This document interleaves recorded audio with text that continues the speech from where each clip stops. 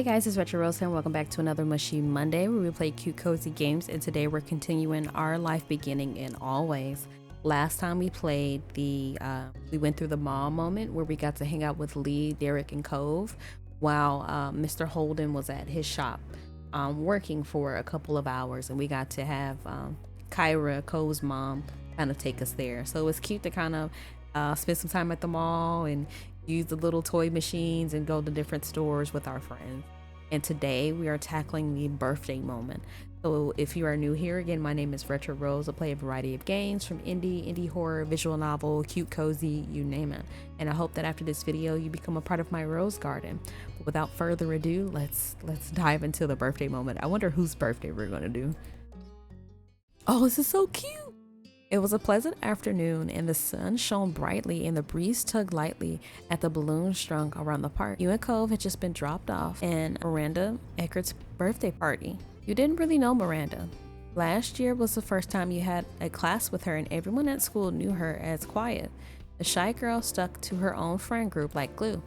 It had been a surprise that she's having such a big party.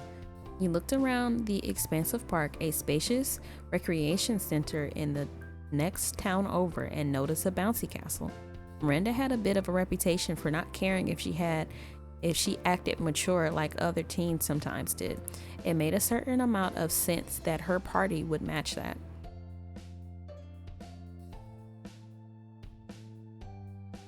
You thought Miranda was sweet. You had always gotten the vibe that she was nice, and inviting you to her party proved it. You liked that she wasn't obsessed with proving she was a grown-up. Maybe hanging out today would be fun. You hadn't had a choice in coming here today. Your moms insisted on it after you got the invitation, as did Cole's mom and dad. So both you and he were driven over to the next town with presents in tow. All the parents had been pretty firm about going to a birthday if you hadn't been invited. You were willing to give it a chance. You had just arrived at the party after all. You couldn't see the future. It could turn out to be fun or it could be a disaster. You would wait and see. Cove made a small noise which caught your attention. He looked around, scanned the area. He fidgeted with his gift in hand. Any idea what we're supposed to do with these? You looked at your own present, then towards the seating area. There were a table full of snacks, drinks, and supplies and various party games. Past that, you spotted one table in the back that seemed to have a truckload of gifts. You pointed out to Cove. Let's drop the presents off over there. Cove shrugged. He didn't look interested in the subject, even if you had just answered his question. All right. He moved forward and headed for the gift table. You followed with your presents in hand. You walked past a group of people, classmates, semicircle, broken up into the usual friend groups. Chatted away. You and or maybe Cove received the occasional greetings or friendly nods. However, as you passed by even more people you had never seen before, you became more aware there were more strangers here than not. It was more crowded than you expected. Miranda, the quiet girl, was hosting the most populated birthday you had ever been to in a long time. You looked at the new faces and thought you saw something of Miranda's in them. Cousins, nieces, or nephews, maybe? Ooh, parties could be big deal in her family. Both of you reached the table. You set your gifts down in the empty space, brushing some confetti aside, and Cove places gently next to it. He looked at the presents thoughtfully. Hey, what did you get her? Before you had a chance to answer, Cove opened his mouth again and tapped his present. I found this sparkly backpack. I figured she could use it for school or a trip or something. Your moms had taken you out shopping the other day. You searched through the store and ultimately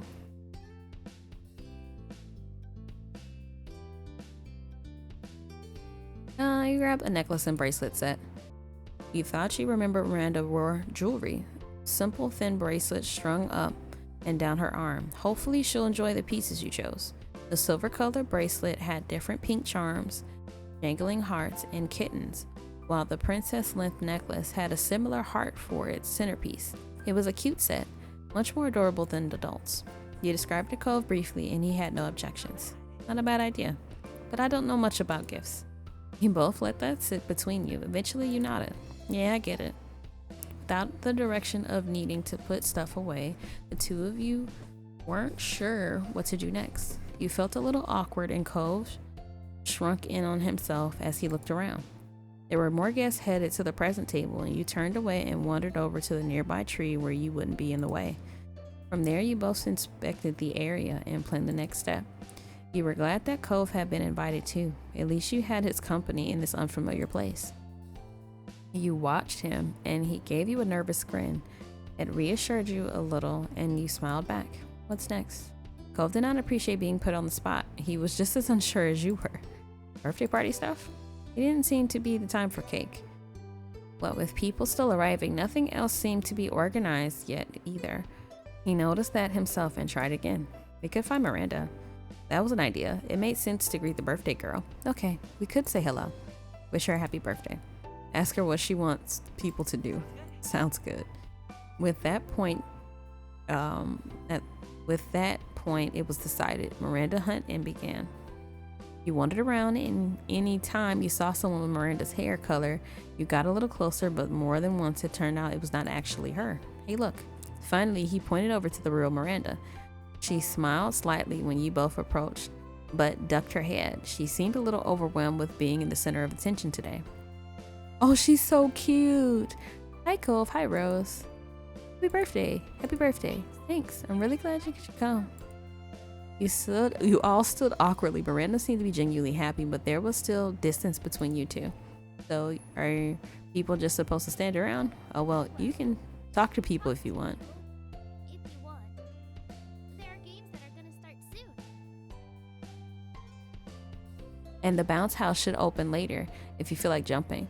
And after that, it's cake and present time. We'll have ice cream too. After that is when people will start going home. I hope that's okay with you guys. Cove nodded and seemed a little more confident about the situation now. Thanks for letting us know. You grinned at her and she nodded back. Miranda waited there and you became hyper aware of the silence forming. You heard a shout for a Randy and Miranda brightened up. A total 180 from how stiff she was with you. I've gotta talk to more people. Goodbye. I've got to talk to more people. Bye. The birthday girl ran off to her friend, leaving you and Cove with at least a little more idea of what to expect. You both glanced at each other wordlessly. All that was left now was finding something to fill time until activities began. We found a quiet spot to sit. I'm not really a birthday party kind of girl. Cole followed you to the edge of the party. He pointed out a bench near the tree and you both sat down. It was far enough away from the crowd that it was peaceful, as long as you blocked out the sound of kids shrieking. Suddenly, a loud voice boomed over the crowd. A constant buzz of conversation dropped as one of the adults, maybe Miranda's dad, asked the kids to gather around because it was game time. I wonder what's gonna happen. You scanned the area to make a guess. You saw a picture of a donkey hung in the tree, a table with a lot of candy and even more balloons. I guess we could be playing pin the tail on a donkey. I doubt it. Then what do you think it's about? You pointed to the poster of the tailless donkey and he shook his head. I've never seen anyone play that in real life. The adult announced that children under 10 had the first try on the bounce house. For everyone else, it was time to play pin the tail on the donkey. You had called it. Cole raised his brows and was surprised for sure. You were fine with the game. You didn't have anything against pin the tail on the donkey. It would probably turn out okay. You casually step up to join the line. The donkey in question was a cartoony poster with big eyes and it looked more like ping pong ball. It was positioned a few feet above the ground on a tree trunk. Then a teen who arrived first was blindfolded and spun around, and he was nudged to the sign away from the other kids. He wouldn't stick someone with the tail instead. Unfortunately for him, he placed the tail on the donkey's head like some kind of bizarre earring. He wouldn't be winning that far from the target. The next opponent did far better than by landing it on the donkey's back. The spectators clapped politely and the line moved up. More teens tried their hand at it. Some got closer than others, but no one had gotten it perfect yet. Soon it was Cole's turn. He was blindfolded and spun like the others. At this point, it was a close match and everyone watched with bated breath. Cove approached the donkey and stuck the tail on without any hesitation. Cove stepped back and removed his blindfold, cheering when he saw how close he was. He turned his head over his shoulders and grinned at you. Your turn. You took your turn. With blindfold on and a bright part became utterly dark as you were spun around, and the sound around you seemed to get louder. At least you could tell the direction of the bounce house from the shrieks of the younger children. You stopped spinning and stepped forward, tail in hand, and this time it was giving a stab.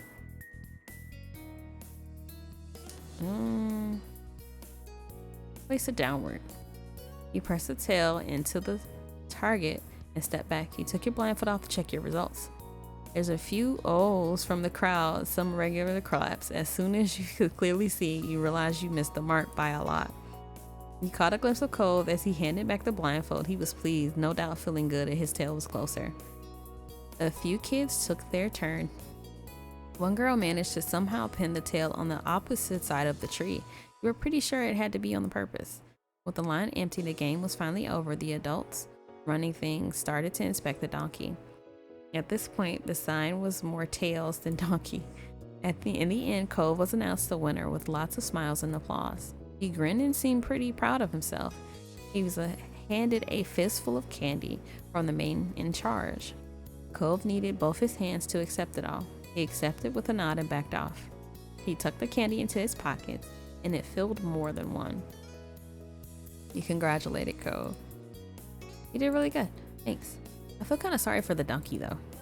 You both looked at the multi-tailed monstrosity and winced as you pictured how that would be on a real-life creature.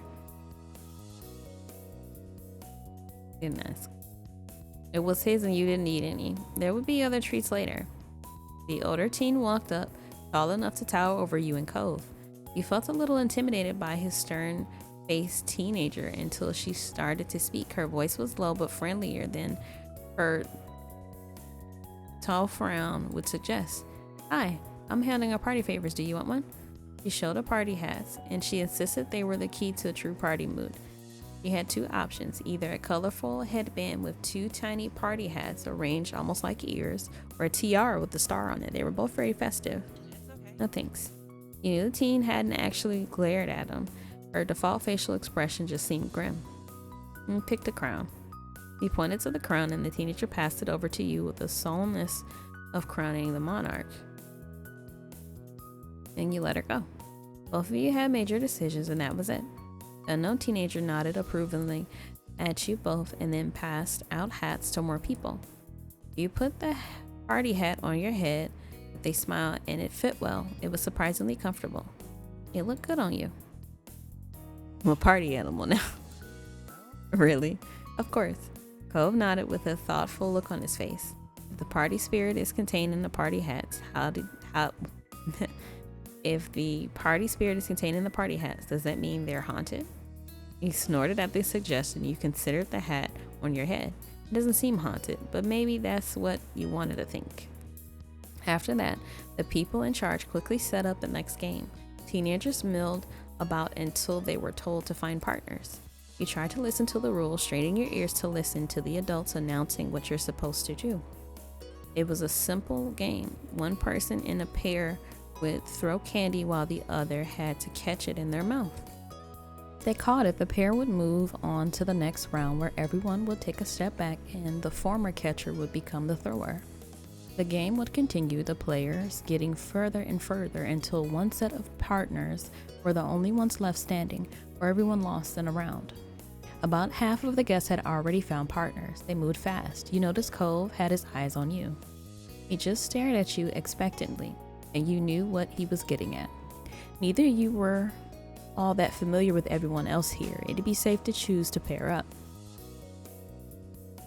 You agreed to be Cove's partner. Let's do it, partner. Cool. He beamed, and you started wondering about your respective candy catching capabilities. Two rows of players facing each other formed. Cove tilted his head towards them, and you started to head over. You both lined up directly in front of each other. It took a while to pass out the candy. You were handed a small bag of gummies that smelled strongly fruity. You noticed Cove took it upon himself to do a taste test of the red one across from you. They're not bad. You try one yourself. You ended up grabbing a purple gummy. It was sweet, and you guessed it was supposed to be grape flavor, but it was mostly just really sugary. Then it was time to begin. Cove's row was set to throw first, and he smiled nervously, his eyes wide with seriousness. You grin and Cove's smile looked more genuine and less filled with tenseness. The game was on. The adult in charge shouted for the throwers to go. You and Cove were only a couple of feet away from each other. With Cove careful toss, you caught the candy easily. Like you, most of the other players moved on to the next round. There were a few gaps in rows as everyone took a step back. The round was harder with pairs further apart, but not overly so. It could be done if both partners tried.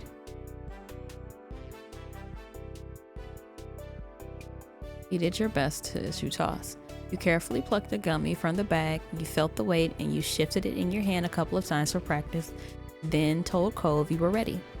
You went for an underhanded throw, careful to aim for Cove's mouth. The blue candy arced and landed perfectly in Cove's mouth.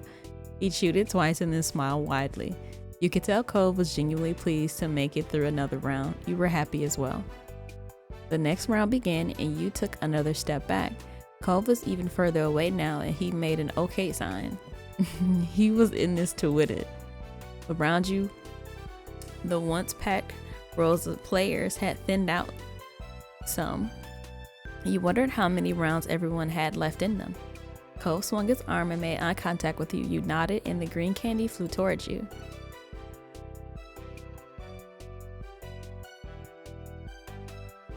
You tried your best to catch it. You followed the arch of the candy and opened your mouth wide. It had a slight spin on it and you tilted your head to the left to compensate. You bit down on the candy, grinning with your victorious catch. It tasted sweet, vaguely like a Slurpee. Yeah, Rose. Cove was thrilled. He was entirely invested in the game at this point. You and Cove were still in the game. You knew this was the final round. Only a few other pairs were still left. Cove was determined to win. You could see it in the clench of his jaw, the careful way he watched you.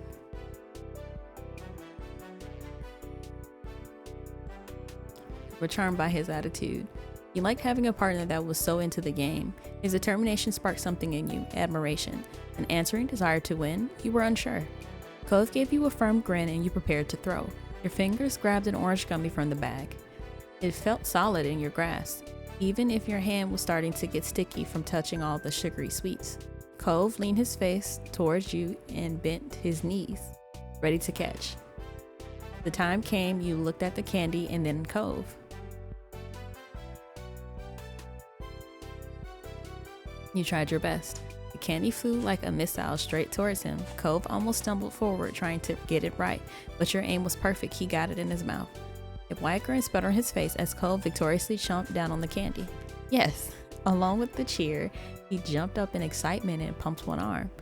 A beat passed, and then he realized how loud he had been. Cove turned red and brought one of his hands up to his face.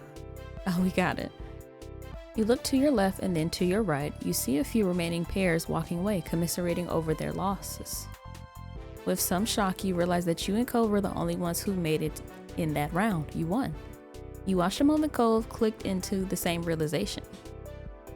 His face brightened like the sunshine and he jogged over to close the distance between you. You stepped closer to meet him halfway. Now you jumped into a hug. His eyes went big when he realized you were going for a hug. He smiled and caught you, hugging you back tightly. You won this together. He giggled, stomped his feet in place in front of you as though he couldn't contain his energy. We did it. You adjusted the hat. It had nearly fallen off throughout the event. You demolished the competition. The game runner strolled over and merely gave you both a bunch more candy on top of letting you keep the gummy bag. It was quite the collection. Cove laughed over just how much candy you both had acquired. Between this game and the pin the tail of the donkey, you were swimming in sugar now. With the candy toss over, you were going to need something else to do. You didn't have to wait long. You heard someone in the crowd shout that the bounce house was officially open for older kids. You and Cove shared a look. Cove smiled and you knew what he wanted in. You both ran over to the bounce castle and kicked your shoes off. You crawled into the inflated castle with Cove out on your heels. There were a couple of other teens inside already. You started to get a feeling for bouncing. Cove hopped from the middle to the side and back. Just after you landed from a particular high jump, someone else snuck in. It was the birthday girl herself. Hi, Miranda. Hi, birthday girl. Miranda looked happy. She waved both her hands at you with a megawatt grin. I hope you're having fun. She hopped around with her hands in front of her like a kangaroo. It was a surprising effective way to clear distance in the bounce house. She then jumped high, kicked both her legs out to the side to touch the tips of her toes with her fingers. Wow. Miranda hadn't run out of tricks yet. She jumped a couple more times, gained height before doing a backflip and tucking into a ball. She managed to land on her feet, but didn't stick the landing. She tumbled back and fell on her butt. Oh. Cove clapped and Miranda inclined her head almost like a bow. She was back to jumping in no time. You're so good at this. She bounced close enough to the two of you to talk without shouting across the way. Cove's bouncing slowed down to accommodate their conversation. My family gets these every year. We have a trampoline in the backyard. You clapped for her stunts. Miranda giggled a bit and then her eyes sparkled. Hey, I can launch someone if you want. If I jump in front of you, then you bounce over, you will go higher. Okay, launch me. Sure. Miranda leaped over you and her excitement clear on her face. Cove watched with interest. She explained more clearly how this was supposed to work. You got ready to bounce on her cue. 3, 2, 1. Then the moment she came down, you jumped high. The force of her, just as she had said, helped launch you up. The air rushed past your face and then you were coming down again. Your feet hit the bounce house hard enough to help launch Miranda up a little as well. She giggled some more and the two of you took turns bouncing each other up. Cove clapped or offered suggestions, but it was becoming clear that he wanted a turn too. Miranda invited him to join and tried to synchronize with your bounces to launch Cove up super high. The first time resulted into everyone crashing into a pile of laughs. By the fifth attempt, Cove managed to catch some serious airtime. Whoa. You all had fun bouncing around and you twirled. Miranda did stunts. Cove repeatedly tried to touch the highest tip of the castle ceiling. You and Cove chatted to Miranda more than you ever had at school. She truly was the queen of the bouncy castle. Whenever someone did something cool, everyone would cheer. If you fell, the other persons would help you up. Eventually, more people wanted to take turns in the bounce house, so you and Cove left. As you slipped on your shoes, you saw Miranda getting drawn into conversation with a group of adults. She would be talking to them for a while. You and Cove decided to take a break and hydrate. When you went to the party table and grabbed some ice water, Cove handed you a party noisemaker he picked up from the same table. It blew on his and it made a funny sound when he unrolled it. Cove downed his drink in a couple of gulps. He had gotten pretty into bouncing after all. You were still sipping on your water when Cove blew on his noisemaker again, then again, then again. It was almost a tune. You didn't recognize any particular melody, but a noisemaker also isn't an instrument. The noise cut through the hum of the other party guests, loud and noticeable. You started blowing on your own noisemaker. You put your noisemaker up to your lips and started making your own noise. Cove turned to face you and blew a paper of his noisemaker at you. It was a hair's breadth away from touching you. Oh, great. You people again. Oh my God. It's what's-a-face. It's the dude that looks like... It's the dude that looks like Cove again. I promise you that's him. Someone vaguely familiar shouted and you slapped your head to the side. Cove's noisemaker dropped from his mouth. The speaker stepped up and there was no doubt it was Jeremy, the mean boy you met at the start of the summer. Oh hey, it's Bold Cut Boy. Jeremy Scowl told you everything about what he thought of the monker. Why are you here? Cove's tone was defensive. You watched Jeremy's face turn slack as if Cove's question was the idiocy above all idiocies. Didn't I already explain this? He hadn't, so both of you and Cove exchanged a look. You have memory loss, or are you really that stupid? Seriously. Walk here. I didn't walk here. My parents brought me. Apparently, I couldn't stay inside like I wanted. No. They insisted that I get out and enjoy the day and have fun on vacation and blah, blah, blah. He said enjoy the day, have fun on vacation, like some people would say scrub the entire bathroom, listen to an off-key singer for 10 hours. They found a park because I hate the beach. Too bad I also hate parks. It's dirty here. They don't know anything.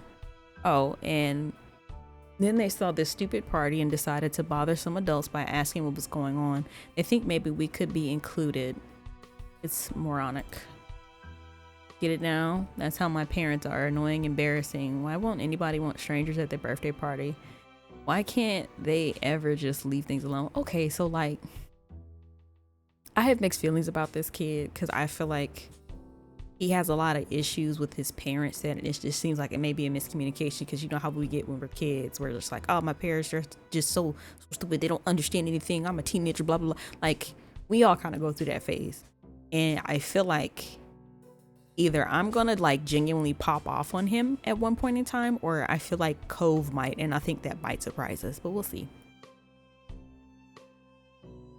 He huffed loudly and his eyes shot daggers at some grown-ups that presumably were his parents.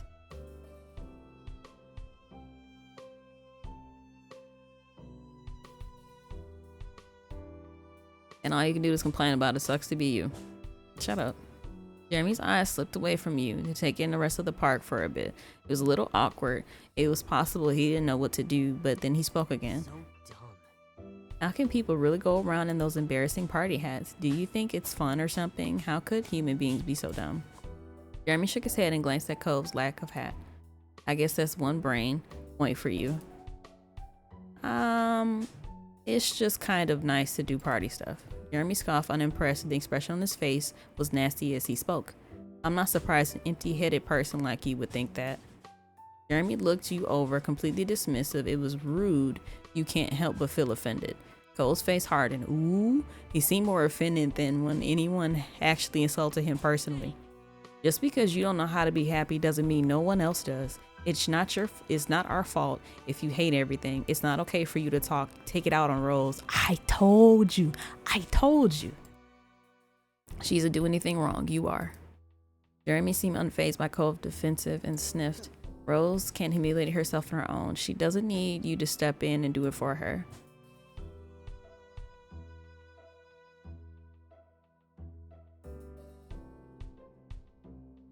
Yeah, I'm gonna pour a drink on Jeremy. You made sure to thoroughly soak him before he had time to react. He yelped back and snapped at you. Crazy?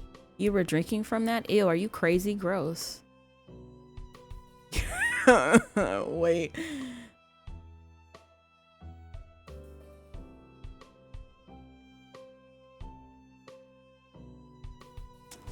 I don't know what I would do in this situation.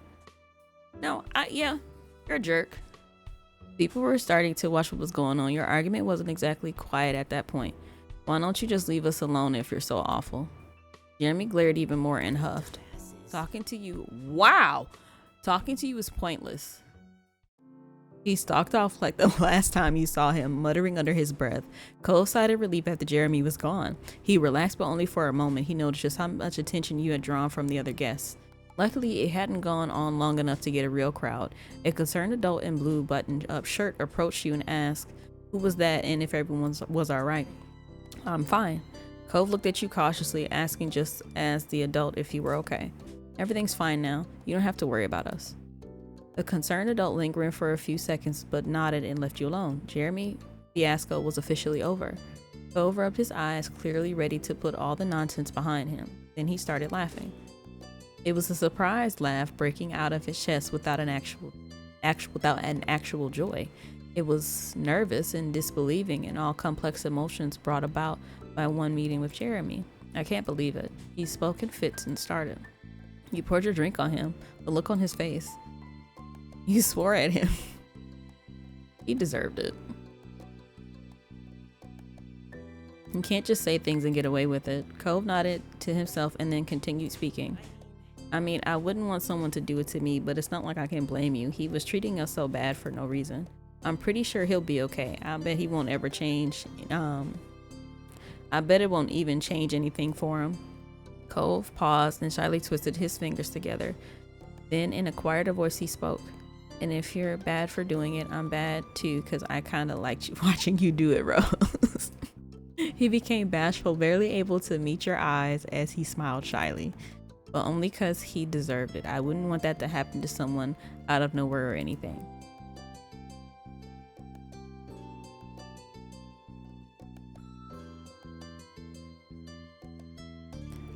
Do you want to tell your moms about Jeremy? I mean, are you going to say what you did back to him? They probably be nice about it, and maybe they'd know how to handle someone like him.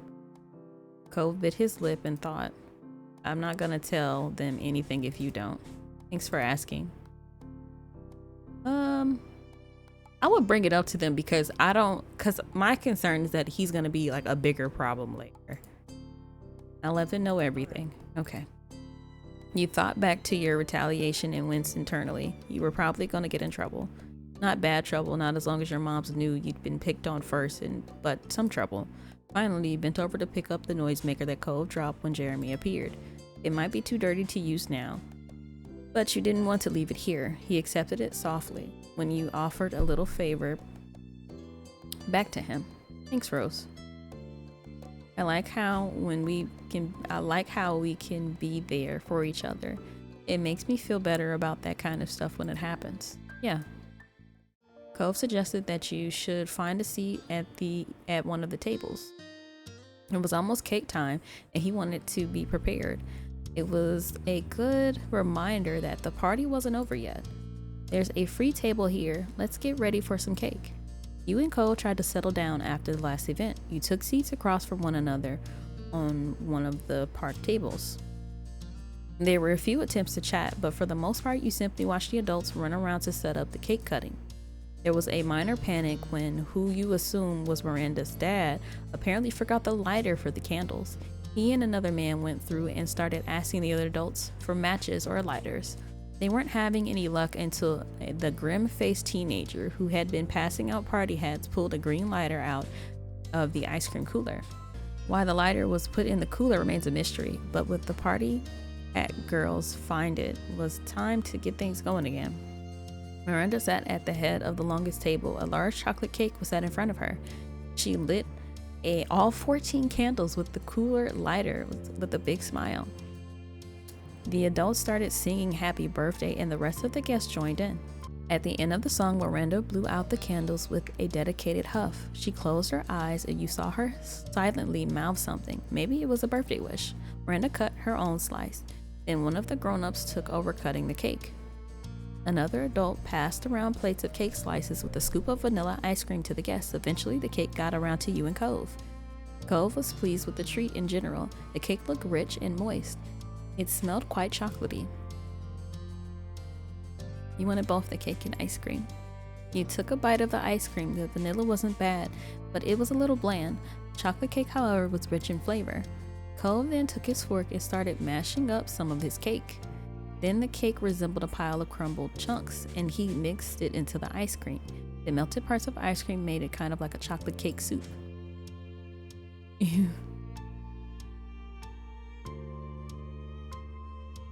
You raised your eyebrows. You were puzzled at what he was doing. Cove paid no mind. Vanilla ice cream is not good by itself, and I'm going to eat it with the cake either way, so why not put it together now? Things like ice cream cakes exist. Putting stuff together is normal. Cole contently chowed down on his concoction. One advantage of his mix is that the ice cream seemed to catch most of the crumbs that would usually fall from eating cake. Unlike some of the kids around him, Cove's shirt remained clean. You started eating your dessert in earnest. You enjoyed yourself plenty. Cove suddenly put his fork down on his plate and stared up at the sky with a faraway expression. You checked, but didn't see anything attention-grabbing. The ice cream is better than those ones in a cup. You know, with the little wooden spoons. Oh, I remember those. I used to eat those when I was a kid, but I still kind of want that instead. Yeah, remember what kind he was talking about? Oh yeah, like the ones handed out at the barbecues before the fireworks happen. Right. Oh smiled nostalgically at the thought. You could picture the younger Cove for a moment with the same look in his eyes. You smiled about the memory yourself. Miranda then started to open her gifts. She systematically attacked the mountain of presents like a pro. She checked for any cards and read them loudly before opening a gift. She smiled at every present, including the ones you and Cove got her. You were glad the presents were accepted. It took time, but eventually Miranda got through all the gifts. She was very sweet and polite throughout it all. The party went until the sun began to set. By the point, most of everything had settled down and people had begun to leave. Any of the guests whose parents had stayed for the party were already gone, except for Miranda's family. Only a few kids still waiting for their parents to come get them remained, you and Cove included.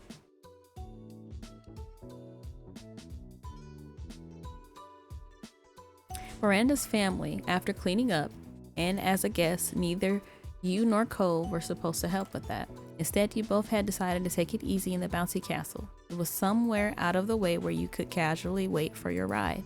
Miranda had also elected to hang out with you. You weren't even bouncing anymore. Cove laid on his side with his back to the wall, and Miranda sat across from him with her legs stretched out. You also made yourself comfortable. It was nice and warm in the little building. It also felt like you had some privacy, which was nice. You could all speak openly here. Thank you for coming. He looked down and continued shyly. It was really cool to get to hang out with you a little bit. Thanks for letting me come. I didn't think I'd be invited. Thanks for me too, Miranda. Yeah, I wasn't expecting it either. I'm so happy I could come. Yeah, I wasn't expecting it either. Miranda just smiled a little more. So, did you notice anything happen earlier with some people you don't know showing up? You had to think about the question a little. It was apparent that she didn't have an encounter with Jeremy since there was no instant recognition. I heard about something. Some other parents were talking to my parents, where their kid came and forced them to leave the park. She tilted her head to the side, finding it weird, but also not important.